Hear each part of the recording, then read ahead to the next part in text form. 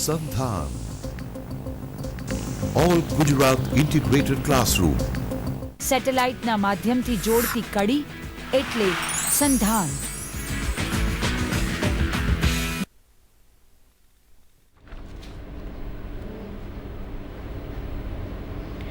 नमस्कार.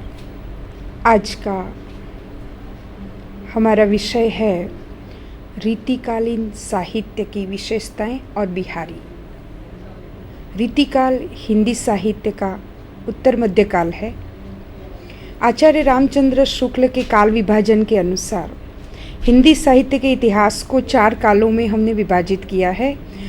उसके अनुसार रीतिकाल वैसे मध्यकाल का उत्तर भाग है, परंतु उसकी विशेषताओं के आधार पर उसको रीतिकाल या श्रृंगार काल कहा जाता है. इसका समय 1700 से 1900 विक्रमी संवत माना जाता है. रीतिकालीन साहित्य में जो व्रज भाषा अपने आप में एक पूर्ण भाषा के रूप में, साहित्यिक भाषा के रूप में उभर कर आई है. प्राचीन काल में, आदिकाल या मध्यकाल में पारलौकिकता की जो प्रधानता रही, उसके बाद रीतिकाल में ये प्रवृत्ति श्रृंगार के रूप में अलौकिकता से परे, आध्यात्मिकता से परे हमारे सामने आती है.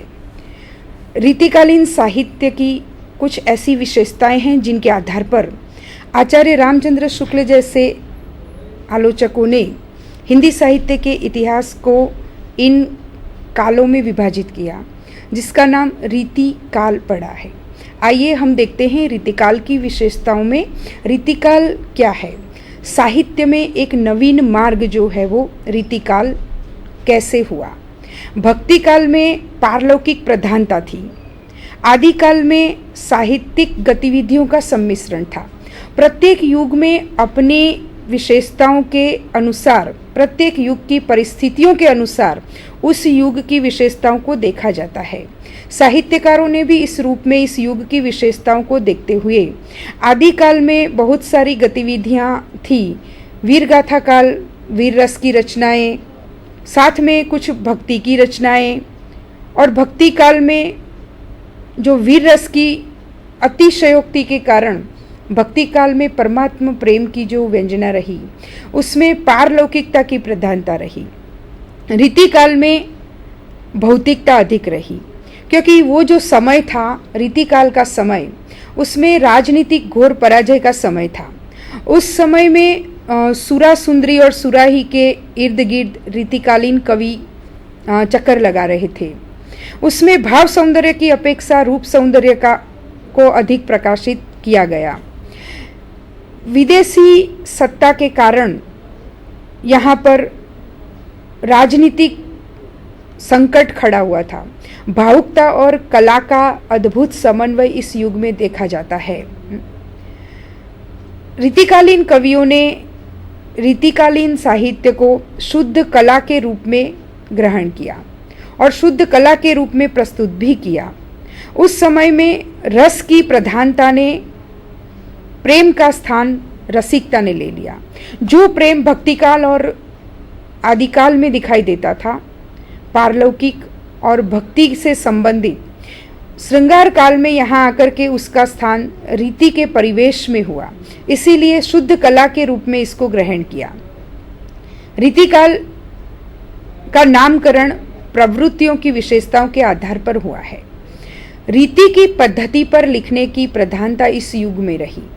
अलंकार, रस, नायिका भेद, ध्वनि आदि के द्वारा कवि प्रतिभा बताने का चलन था.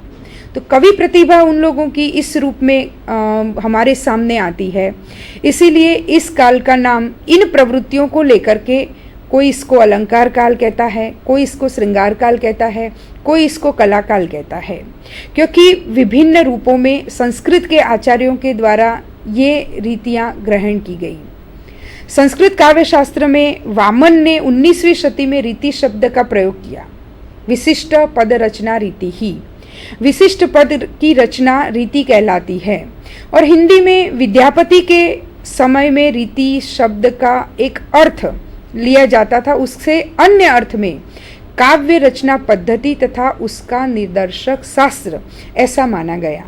रीति शब्द संस्कृत साहित्य से चला आ रहा है और उस रूप में विशिष्ट पदों की रचना करने वाले कवि मध्यकाल से लेकर के रीतिकाल में आते आते तत्कालीन परिस्थितियां और प्रवृत्तियों के कारण साहित्यकारों ने कुछ नवीन मार्ग का निदर्शन किया और इसीलिए काव्य रचना पद्धति में परिवर्तन आया और रीतिकाल में श्रृंगार से संबंधित रीति को लिया गया। रीतिकालीन साहित्य की सृष्टि सामंतीय वातावरण में हुई, क्योंकि वो जो समय था, रीतिकाल का समय था, वो सामंती युग था। राजनीतिक संकट तो था ही, मध्यकाल में जो राजनीतिक संकट था, लेकिन मध्यकाल में भक्ति की रचनाएं अधिक लिखी गई।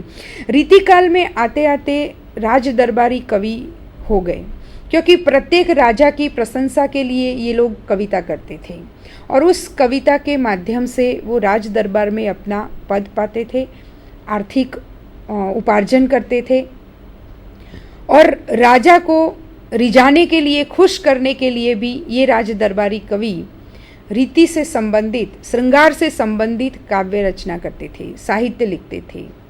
भाव सौंदर्य की अपेक्षा रूप सौंदर्य को अधिक वो लोग आकर्षित करते थे। कला और साहित्य में जो भाव सौंदर्य होना चाहिए, कविता में जो भाव सौंदर्य होना चाहिए, रीतिकाल में आते आते ये भाव सौंदर्य कला के रूप में और सौंदर्य के रूप में अधिक आकर्षित करता था। उस समय में विदेशी सत्ता हमारे देश में थी। मुग़लों का एक तरफ शासन था और एक तरफ राजपूत राजाएं मुग़लों से हार खाते थे। इसीलिए उस समय में विदेशी सत्ताओं के आगे हमारे जो छोटे छोटे राजे रजवाड़े थे, वो उनके नतमस्तक होकर के उनके सामने रहते थे। तो अपनी इस घोर पराजय को भूलने के लिए वो सुरा सुंदरी में डूबे रहते थे, सुरापान करते थे और इस प्रकार से श्रृंगार की रचनाओं से अपने मन को मना लेते थे। तो इस प्रकार के श्रृंगार रस की प्रधानता के कारण प्रेम का स्थान रसिकता ने ले लिया और रसिकता के कारण साहित्यकारों ने उस युग में राजाओं के आश्रयदाता होने के कारण कवि कर्म अपना किया और उस अनुसार वो कवि कर्म करते करते अलौकिक प्रेम की व्यंजना को भूल करके लौकिक प्रेम की व्यंजना में आ गए और लौकिक प्रेम की प्रधानता उस युग में दिखाई दी। नारी के देह की तरफ ही उनकी दृष्टि जाती थी और नारी के देह के आकर्षण से ही वो उनके एक एक अंगों का, उपांगों का वर्णन रीतिकालीन साहित्यकार करते थे, रीतिकालीन कवि करते थे। इसीलिए रीतिकाल में श्रृंगार का अत्यधिक प्रभाव इस रूप में रहा। राजा विलासी हुआ करते थे और विलासी होने के साथ साथ वे लोग इस प्रकार के साहित्यिक रचनाओं को सुन करके खुश हुआ करते थे और अपने राज दरबारी कवियों को इस प्रकार के दोहे या पद या साहित्य या काव्य सुनाने के लिए उनको अशर्फियाँ देते थे। जैसे बिहारी को एक दोहा लिखने की एक अशर्फी दी जाती थी। तो इस प्रकार से अर्थोपार्जन के लिए भी कविता उस युग में की गई। रीतिकालीन साहित्य की विशेषताएं मूलतः हमें देखना है। परिस्थितियों का हम अधिक यहाँ पर उल्लेख नहीं करते हुए रीतिकालीन साहित्य की विशेषताओं पर अधिक ध्यान देंगे। तो सबसे पहली रीतिकालीन साहित्य की विशेषता है श्रृंगारिकता, जो कि हम इसमें देखेंगे कि यह प्रवृत्ति उस युग में प्रचुर मात्रा में रही, क्योंकि श्रृंगारिकता भक्ति काव्य के अनुकूल कुछ ऐसी सामग्री उनको मिली थी। जैसे राधा और कृष्ण के पद भक्ति काल में जितने अलौकिक रूप से रहे, लेकिन उन्हीं राधा और कृष्ण के लौकिक रूप को यहाँ पर उन्होंने अधिक इस प्रवृत्ति को लेकर के चलाया। और निर्गुण संत कवियों के समय में जैसे रतिक तन में संचरे कहकर प्रेम को जीवन का सार तो वो कह ही चुके थे, क्योंकि प्रेम जो है वो हमारे जीवन की मूल्य है। तो प्रेम की व्यंजना आदिकाल से लेकर के की जाती थी, लेकिन प्रेम का स्वरूप आदिकाल में अलग था, भक्तिकाल में अलग था और रीतिकाल तक आते आते उसका स्वरूप बिल्कुल ही बदल गया। इसीलिए श्रृंगारिकता को अधिक मात्रा में लिया गया इस साहित्य में, काव्य में। सूफी कवि जो थे, निर्गुण संतों ने इसमें रतिक तन में संचरे कह करके इसकी व्यंजना की। सूफी कवि लौकिक प्रेम के द्वारा अलौकिक प्रेम की व्यंजना कर चुके थे। जैसे जायसी ने पद्मावत में, नागमती वियोग खंड में और पद्मावती के द्वारा लौकिक से अलौकिक प्रेम की व्यंजना की थी। उसी प्रकार से कृष्ण भक्ति में तो ये प्रेम राधा और कृष्ण और गोपियाँ और कृष्ण के रूप में, प्रेम के रूप में, अलौकिक स्वरूप में मिलता था। लेकिन राम भक्ति में आकर के ये प्रेम जो है वो रसिक भाव में प्रकट हुआ। तुलसीदास जी ने भी राम के प्रेम की बात जो है वो रसिकता से अपने रामचरितमानस में इसका वर्णन किया है। इस प्रकार रति के भाव को, क्योंकि श्रृंगार का स्थायी भाव रति है, और उस रति के भाव को लेकर के हर युग में अलग अलग प्रकार से प्रेम की व्यंजना की गई। रीतिकाल में भी इस प्रेम को श्रृंगार के रूप में लेकर के, श्रृंगार की रसराज के रूप में जो प्रतिष्ठा हो गई थी, उस प्रतिष्ठा को बरकरार रखते हुए, थोड़ा सा परिवर्तन करते हुए श्रृंगारिकता की प्रवृत्ति को उन्होंने रीतिकालीन कवियों ने आगे बढ़ाया।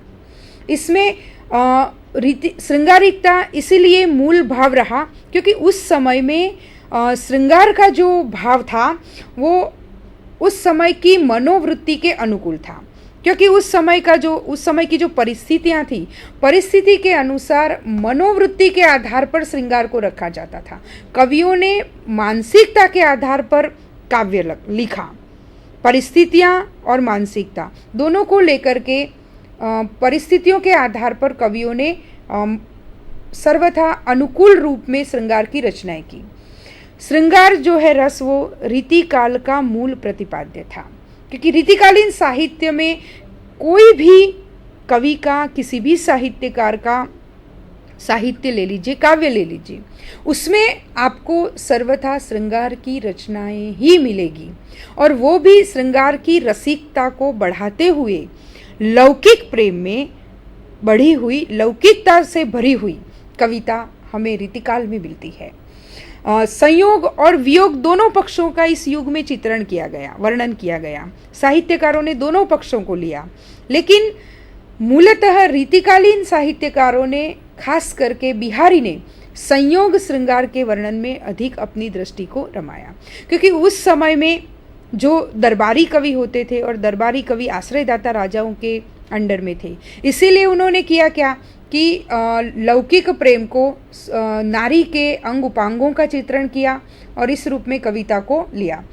चमत्कार प्रिय कवि थे कि जहाँ तक कविता में, पदों में चमत्कृति लानी है, तो चमत्कृति लाने के लिए उन्होंने इस प्रकार का वर्णन किया। जैसे भावों में विदग्धता दिखाई देती है। जैसे बिहारी की पंक्ति है, बतरस लालच लाल की मुरली धरी लकाए, सौह करे भोहन हंसे देन कहे नटी जाए। इसमें चमत्कृति है कि संयोग से राधा और कृष्ण के जैसे मुरली छिपा लेती है, और मुरली को पाने के लिए वो कहते हैं कि मुझे दे दो, और वो अपने मुखाकृति के द्वारा या अपने भावों के द्वारा वो अपनी बात को प्रकट करती है, अपने प्रेम को प्रकट करती है, चमत्कृति को प्रकट करती है। तो इसमें इस प्रकार के पदों में या दोहों में कवि की जो चमत्कृति है, हावों की, आंतरिक भाव से अधिक बाह्य भाव दिखाना, ये कवियों की उस समय की एक विशेषताएं रही अपने काव्य की, ये कहिए। तो यहाँ इस प्रकार से नायिका भेद, नक्षिक वर्णन, अलंकार वर्णन, इस प्रकार के वर्णनों में कवियों की वृत्ति अधिक रमी है। जैसे मतिराम देव, पद्माकर जैसे रससिद्ध कवि रूप सौंदर्य का वर्णन करने में सबसे आगे हैं, और रूप सौंदर्य में जैसे नैनों के कटाक्षों का तक भी वर्णन, नैनों की चंचलता का वर्णन, छोटी से छोटी अंगों की मुखाकृति के एक एक अंग को लेकर के, एक एक अंगों के महीन भावों को लेकर के कवियों ने इस प्रकार के साहित्य की रचना की है। तो नखसिक वर्णन में भी पद्माकर ने भी जैसे चंचलता का वर्णन किया है, पैरे जहाँ ही जहाँ वह बाल, तहाँ तहाँ ताल में होत त्रिवेणी। तो मुग्धा नायिका का देव ने वर्णन किया है क्योंकि उसमें भावुकता का अतिरेक होता है। नायिका वर्णन में भी उन्होंने नायिका के जितने भी स्वरूपों का वर्णन हो सकता, जितने भी रूप से नायिका वर्णन हो सकता है, कवियों ने खूब अपने सारी कला को लेकर के उस कला को पदों में उंडेलने का प्रयत्न किया है। घनानंद की कविता में ही आपको सिर्फ शुद्ध हृदय से निसृत प्रेम के उदात्त तत्व दिखाई देंगे, क्योंकि घनानंद ने मूल रूप से प्रेम किया। उन्होंने केवल कविता लिखने के लिए कविता नहीं की, लेकिन घनानंद ने सुजान से प्रेम करते हुए सुजान के प्रेम में काव्य की रचना की। इसीलिए उनके प्रेम में उदात्त तत्व है, शुद्धता है, जबकि दूसरे कवियों ने किसी के प्रेम में आकर के कविता नहीं की।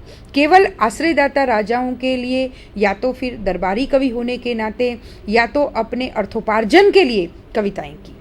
तो इस रूप में घनानंद की कविता में कहीं भी दैहिक बू इतनी नहीं आती है जितनी नारी चरित्र के, नारी के चित्रण में दूसरे कवियों ने इसका वर्णन किया है। आगे हम देखेंगे दूसरी विशेषताएं हैं इसकी अलंकारिकता। अलंकार, उक्ति चमत्कार। तो उक्ति चमत्कार जब प्रस्तुत किया जाता है तो वो पाठकों को मोह लेता है। इसीलिए उस युग के कवियों ने उक्ति चमत्कार के द्वारा, क्योंकि अलंकार में उक्ति चमत्कार होता है और उन अलंकारों के माध्यम से उक्ति वैचित्र्य होने के कारण अलंकारिकता भी उस युग में एक काव्य की प्रवृत्ति रही, साहित्य की प्रवृत्ति रही। कवियों ने अलंकारों के लक्षण और उदाहरण रचे। इससे क्या हुआ कि काव्य का बाह्य पक्ष मजबूत हो गया, लेकिन आंतरिक पक्ष जो है वो निर्बल बन गया, क्योंकि इस रूप में अलंकारों का वर्णन करना केवल उक्ति वैचित्र्य के लिए या केवल उक्ति चमत्कार के लिए, केवल अच्छा दिखाने के लिए अलंकारों का वर्णन करना, ये साहित्य के लिए एक निर्बल क्या कहते हैं उसको, साइड है। तो उस प्रकार से आंतरिक पक्ष उसका इतना मजबूत नहीं बन पाया जितना भक्ति काल का, क्योंकि भक्ति काल की जो कविता थी तो भक्ति काल के काव्य में संवेदना अधिक थी और आंतरिक पक्ष मजबूत था, जबकि रीति काल में उस प्रवृत्ति ने बाह्य रूप को लेकर के बाह्य प्रवृत्तियां ही दिखाई दी, इसलिए आंतरिक पक्ष इसका निर्बल हो गया। फिर संस्कृत के आधार पर ही ये काव्य रचे गए, क्योंकि उन्होंने संस्कृत के आचार्यों की रस, रीति, रचना, अलंकार, जितने भी संप्रदाय थे, औचित्य संप्रदाय, रस संप्रदाय, ध्वनि संप्रदाय, इन सभी संस्कृत आचार्यों के काव्य शास्त्र पर आधारित काव्य को लेकर के रचना की। तो उसी परिपाटी को अपनाया। अपनी कोई नवीन परिपाटी बनाने का लक्ष्य उस युग के रीतिकाल के कवियों में नहीं दिखाई देती है। इस युग में अलंकारों का भी वर्णन यमक, श्लेष, अनुप्रास, जिसमें चमत्कृति हो, ऐसे अलंकारों का प्रयोग ही इस युग में किया गया और बिहारी ने इसका सबसे अधिक प्रयोग किया है। बिहारी ने अलंकारों में सबसे ज़्यादा रूपक, यमक, श्लेष और अनुप्रास अलंकार का प्रयोग किया है। आगे हम देखते हैं कि जब अलंकारिक वर्णन होता है, जब बाह्य रूप से लौकिक प्रेम की व्यंजना को लेकर के श्रृंगार के रति भाव को और श्रृंगार के संयोग पक्ष को लेकर के ही जब काव्य रचना की गई या साहित्य लिखा जाता है। विरह की रचनाएं हुई है, विरह की भी सभी दशाओं का वर्णन इन्होंने किया है, लेकिन उसको भी, वियोग श्रृंगार को भी उन्होंने कम महत्व दिया है। उसका भी वर्णन उन्होंने संयोग के रूप में किया है कि संयोग के मिलन की स्थिति का जो वर्णन है बिहारी के काव्य में आप सबसे अधिक देखेंगे कि संयोग श्रृंगार का ही अधिक वर्णन किया गया है। और जब वियोग का वर्णन भी बिहारी करते हैं, तो उसमें भी अनुभूति या आंतरिक पक्ष जो है वो केवल और केवल बाह्य रूप में, अर्थात आंतरिक पक्ष भी संयोग की स्थिति में ही आकर के उसकी पूर्णाहुति होती है। तो क्योंकि उस समय में रीतिकाल के कवि केवल कविताई के लिए, कविता करने के लिए ही काव्य रचना करते थे। आंतरिक भाव, या जैसे सत्यम शिवम सुंदरम की हम बात करते हैं, तो सत्यम शिवम सुंदरम को लेकर के उन्होंने कहीं भी कविता के उस भाव से कविता के पक्ष को मजबूत नहीं बनाया। ये नहीं है कि उस युग में कविता अच्छी नहीं लिखी गई या साहित्य अच्छा नहीं हुआ। साहित्य उस युग में भी अच्छा हुआ। देव, चिंतामणि, केशव, घनानंद, बिहारी, सभी कवियों ने अपनी कविताओं में कुछ साहित्य की सारी कलाओं को डाला है, इसीलिए एक शुद्ध साहित्य रूप कहा जा सकता है, लेकिन उस रूप में नहीं जिस रूप में हम आदिकाल और भक्तिकाल की रचनाओं को लेते हैं। और रीतिकाल का काव्य आधुनिक काल और भक्तिकाल के बीच का संक्रांति का समय है। आधुनिक काल की कविता भी कुछ रीतिकाल की कविता की परिपाटी पर लिखी गई, लेकिन भक्ति काल की कविताएं भी आधुनिक काल को प्रभावित करती है। तो भक्ति काल इस रूप में उसका आंतरिक पक्ष मजबूत है और रीतिकाल का आंतरिक पक्ष इतना मजबूत नहीं जितना कि भक्ति काल का है। इसीलिए इस रूप में हम रीतिकाल के साहित्य को, क्योंकि समय भी रीतिकाल का बहुत कम है जितना भक्ति काल का अधिक है, तो 1700 से 1900 के बीच का जो समय है उसमें हमारे देश की कुछ ऐसी परिस्थितियां भी, क्योंकि हर एक युग की परिस्थितियां, उसका वातावरण, उस युग के लोगों की आर्थिक, साहित्यिक, सामाजिक परिस्थितियां परिवर्तित होती रही। तो समय के साथ उन परिस्थितियों के आधार पर कवियों ने कविता की या साहित्य लिखा, तो उस साहित्य को युग के अनुरूप हम मान सकते हैं, लेकिन आने वाले युग के पर वो साहित्य कितना प्रभावी होता है। अगर आज समकालीन साहित्य में यदि हम कहें, तब भी समकालीन साहित्य या समकालीन कविता में भी रीतिकाल का प्रभाव थोड़ा बहुत है, लेकिन रीतिकालीन साहित्य का प्रभाव आधुनिक युग की कविताओं में या साहित्य में यथार्थवाद के रूप में, यथार्थ के रूप में उभर कर आया है कि जो भाव मन में आते हैं उन भावों को हम उस रूप में बाहर निकालें, और उन भावों का वर्णन कवियों ने किया है।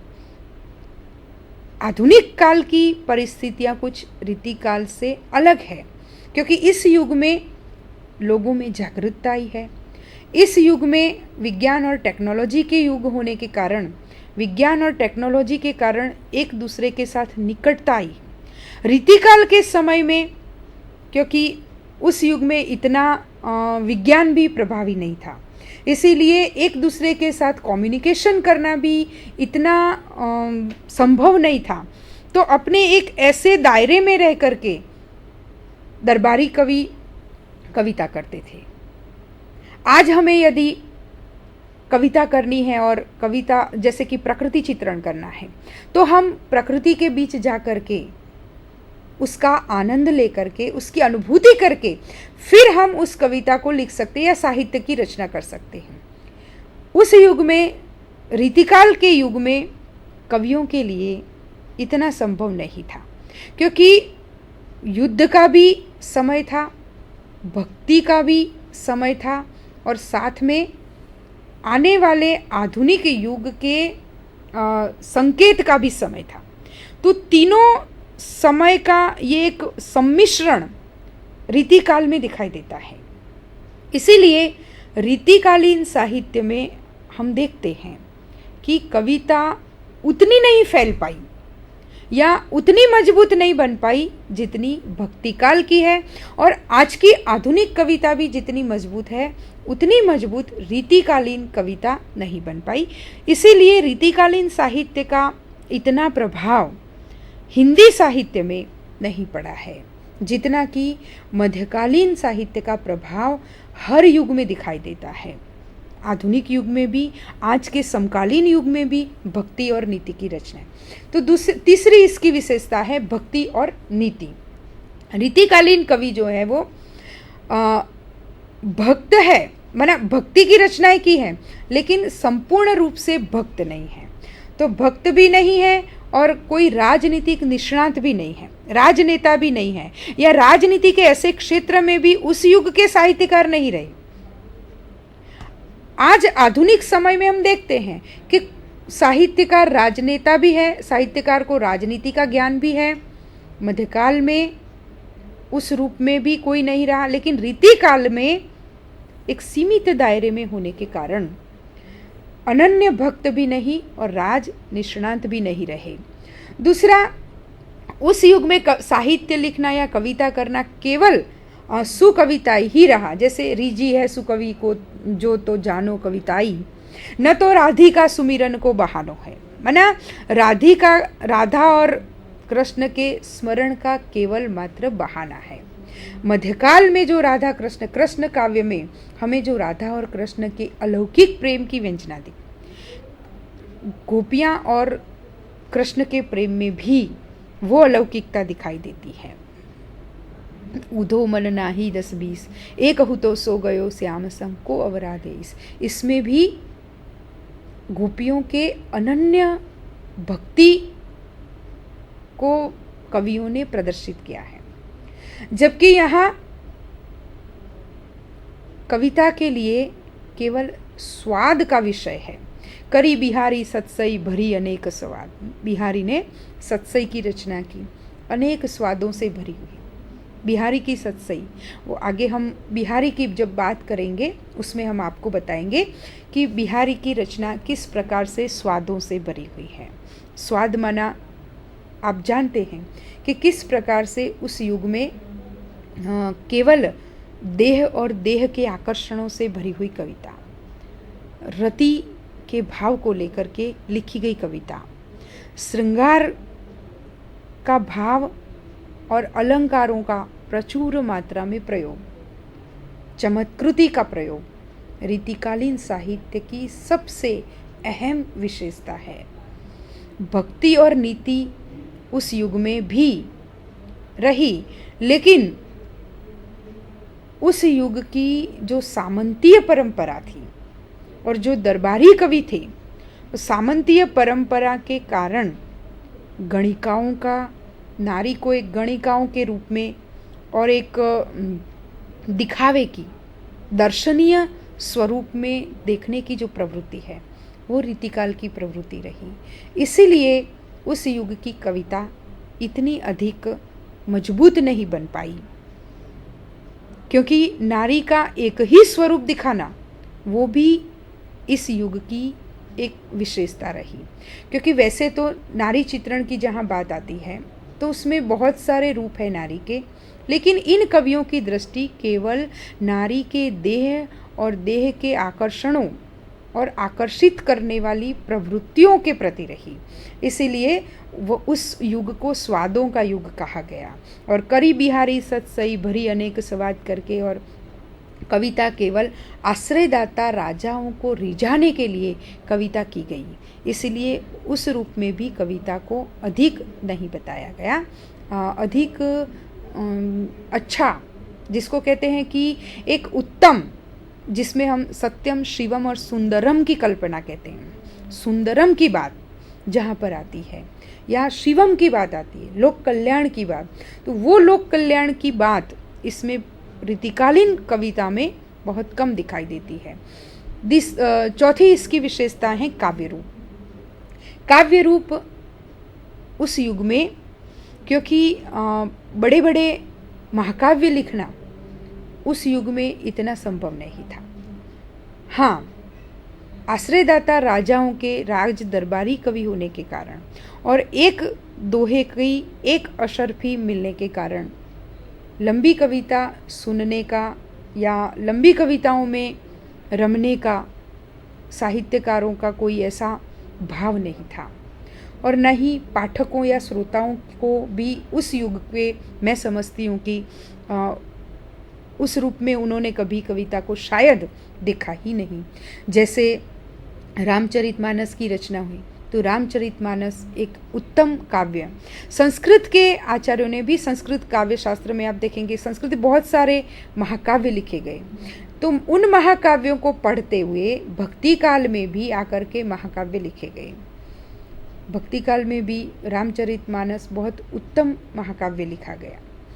उस परिपाटी को लेकर के आधुनिक युग में भी महाकाव्य लिखे जाते हैं, लेकिन रीतिकालीन साहित्य में काव्य रूप मुक्तक काव्य शैली अधिक उचित उस समय के साहित्यकारों को लगी, क्योंकि रीतिकालीन आश्रयदाता राजा थे और दरबार में कविता सुनाना, तो दरबार में कविता इतनी लंबी महाकाव्य सुनाना थोड़ा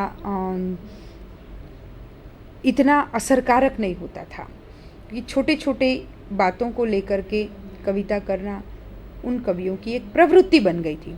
इसीलिए मुक्तक शैली उस युग में अधिक प्रभावित थी, तो काव्य का स्वरूप उस रूप में भी मुक्तक काव्य शैली ही अधिक दिखाई देती है। दूसरी बात, रीतिकाल में कवित, सवैया, दोहा उसमें काव्य की रचना हुई, क्योंकि कवित, सवैया, दोहा व्रज भाषा के अनुकूल, वो व्रज भाषा की प्रकृति के अनुकूल थे, इसीलिए काव्य का स्वरूप भी इस प्रकार का रहा। फिर ये जो छोटे छोटे दोहे हैं, पद हैं, वो नीति और शुक्तियाँ लिखने में भी अधिक अनुकूल थे, इसलिए इस रूप के काव्य के स्वरूप को छोटे छोटे पदों में या मुक्तक शैली में लिखा गया। पांचवी इसकी जो विशेषता है रीतिकालीन साहित्य की, वो है व्रज भाषा की प्रधानता।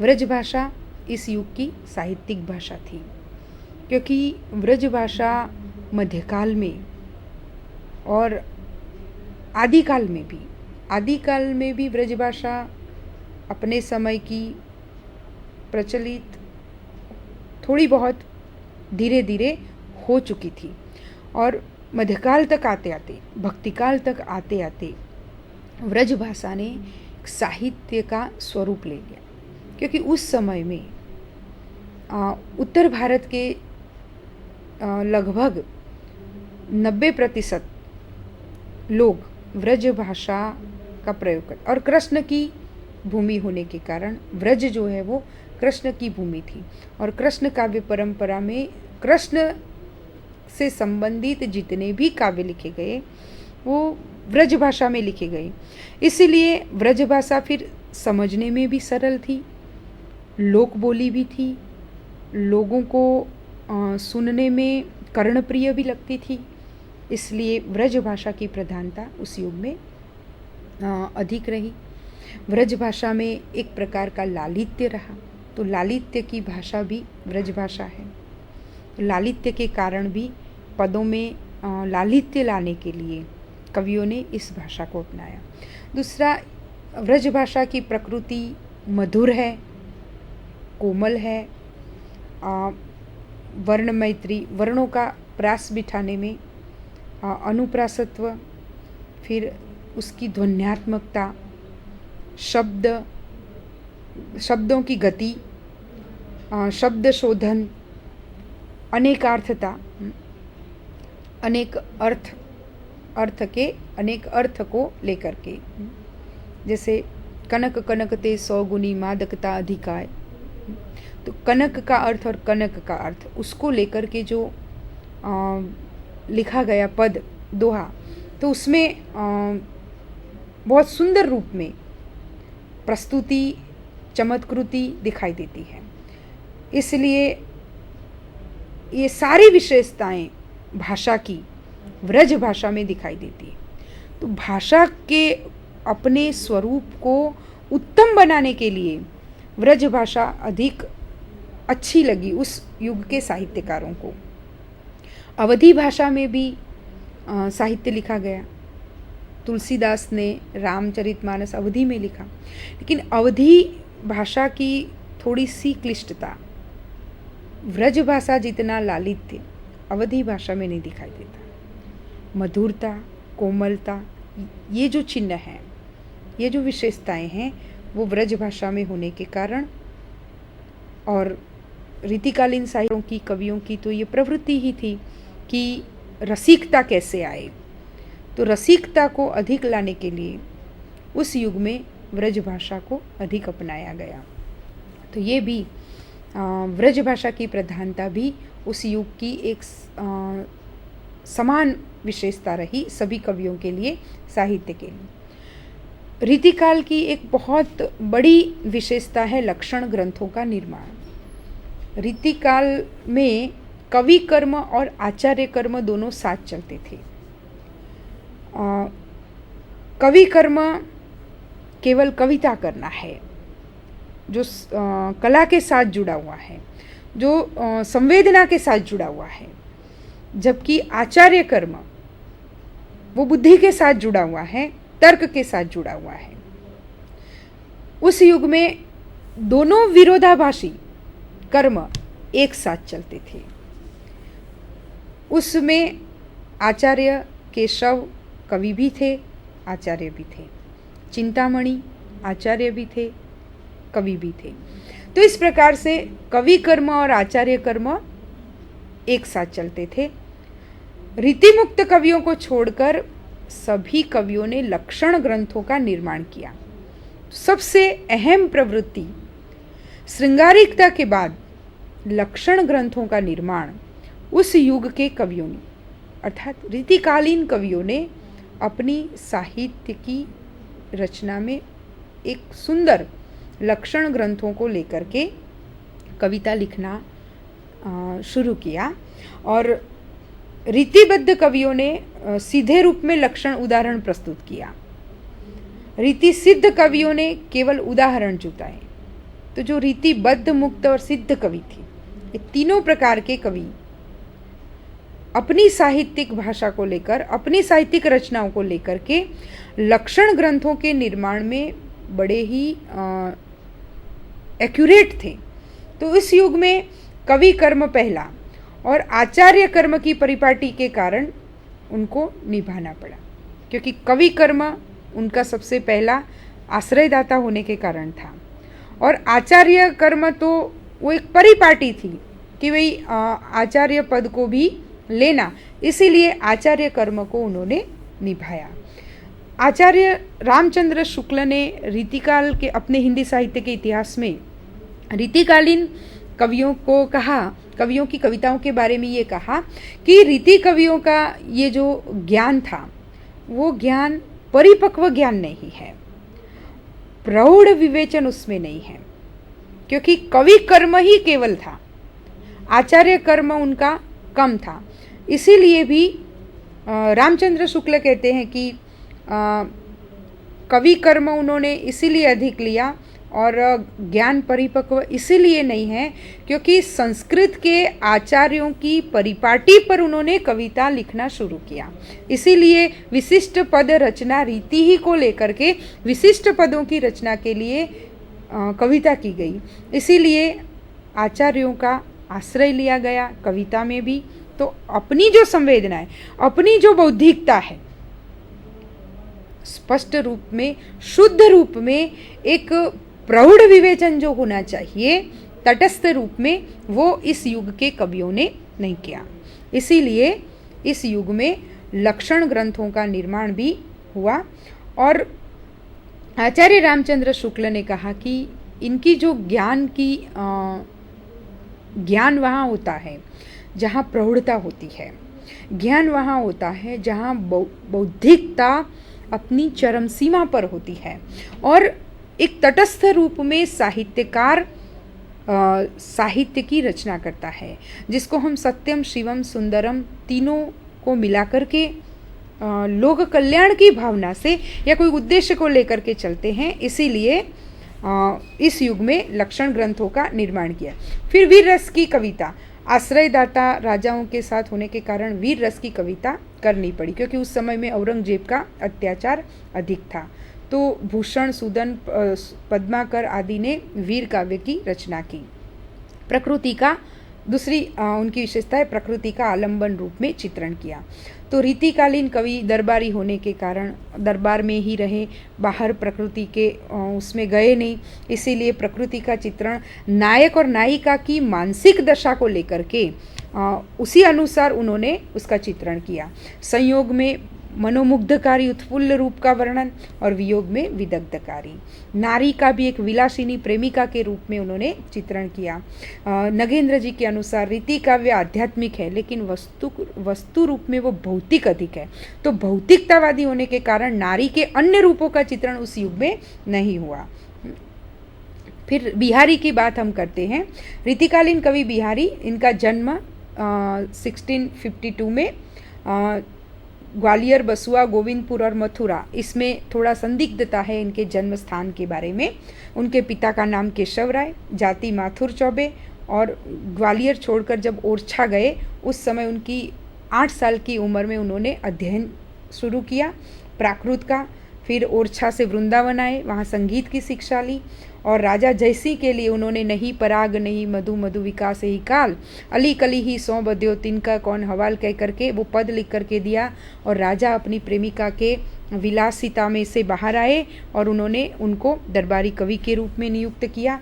उनका बिहारी सतसई 713 दोहों का ग्रंथ है, मुक्तक काव्य है, और एक एक दोहा इनका मणिरत्न कहलाता है। जैसे सतसैया के दोहरे, ज्यो नावक के तीर, देखन में छोटे लगे घाव करे गंभीर। भावपक्ष के रूप में बिहारी के पदों को हम देखें तो श्रृंगार का वर्णन अधिक है। संयोग श्रृंगार, क्योंकि ये अनुराग के कवि हैं इसलिए संयोग श्रृंगार अधिक है। बतरस लालच लाल की मुरली धरी लुकाए, सोह करे बोहन दे तैन कहे नटी जाए कह करके मानसिक स्थिति का भी वर्णन शारीरिक रूप में उन्होंने किया। काव्य को केवल कलापूर्ण बनाया, न इनमें कालिदास की प्रेम व्यंजना है, न सूर की गहनता, न तुलसी की शालीनता। लेकिन प्रेम के वर्णन में बिहारी ने थोड़ा सा छिछलापन अधिक बताया है। बहुज्ञता है, पांडित्य के रूप में पूरे पंडित नहीं है, लेकिन मंगल बिंदु सुरंगु के सरयाड़ गुरु कहकर के उन्होंने ज्योतिष की, दूसरे गणित की, भूगोल की आदि विषयों के ज्ञान की अपने दोहों के माध्यम से उन्होंने कविता की। लेकिन वे कवि हैं अनुराग विराग के नहीं, उनकी दृष्टि भी राधा के तन द्युति पर जाती है। कला पक्ष में उन्होंने दोहों में अधिक रचना की है। उपमा, उत्प्रेक्षा और रूपक का प्रयोग किया है, यमक का भी प्रयोग किया है। कनक कनक ते सौगुनी, या तो परवारो उर्वशी सुनी राधिके सुजान, तू मोहन के उर्वशी है उर्वशी समान। ऐसे उन्होंने अलंकारों का भी सुंदर वर्णन किया है। छंदों में दोहा और सोरठा का अधिक प्रयोग किया है। इन्होंने गागर में सागर भरने की कोशिश अपने पदों के कारण को लेकर के की है। इनकी भाषा समास पद्धति और विचारों की समाहार शक्ति दोनों के संबंध में उत्कृष्ट बन पाई है। भाषा शुद्ध व्रज भाषा है। शब्दों का गठन सुव्यवस्थित इन्होंने किया है। साहित्यिक भाषा व्रज भाषा के रूप में रीतिकाल में बिहारी में अधिक दिखाई देती है सर्वप्रथम, और बुंदेलखंडी और पूर्वी भाषा का भी उनके काव्य में प्रभाव है। दूसरी बात, उन्होंने कहीं कहीं अरबी फारसी शब्दों का, जैसे इजाफा, ताफ्ता, कुतुबनामा, रोज आदि शब्दों का प्रयोग भी अपने पदों में किया है। लोकोक्ति और मुहावरों का प्रयोग भी अपनी भाषा में अपने पदों में उन्होंने किया है। माधुर्य गुण से युक्त शब्दों का चयन, ये भी उनकी भाषा की एक विशेषता है। तो कलापक्ष के रूप में उनके पद बहुत अधिक है। बिहारी सतसई का महत्व इस रूप में है कि तुलसीदास के बाद जो आलोचनात्मक साहित्य लिखा गया उसमें सबसे अधिक समीक्षा बिहारी के दोहों पर लिखी गई। जैसे सतसैया के दोहरे आदि कह करके बिहारी के दोहों की समीक्षा सबसे अधिक की गई। और मुक्तक काव्य की जितनी भी विशेषताएं साहित्य में, कविता में होनी चाहिए, वो सब बिहारी में हैं। अनेक स्वादों से भरी इनकी कविता है। श्रृंगार और नीति की कविताएं हैं और इस रूप में भाषा का टकसालीपन भी है। तो हम आज बिहारी के संबंध में इतना ही कह सकते हैं। नमस्कार।